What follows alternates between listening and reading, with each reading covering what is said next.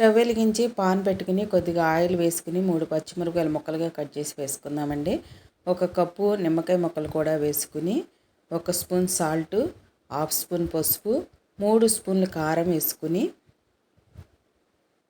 1 cup water పోసుకుని ఇలా ఉడికించుకోవాలండి మూత పెట్టేసి. మరో పాన్ తీసుకుని 1 స్పూన్ మెంతులు, 2 స్పూన్ ఆవాలు వేసుకుని దోరగా వేయించుకుని చల్లారిన తర్వాత మిక్సీ బౌల్లో వేసుకుని మెత్తగా గ్రైండ్ చేసుకుని పక్కన పెట్టుకుందామండి.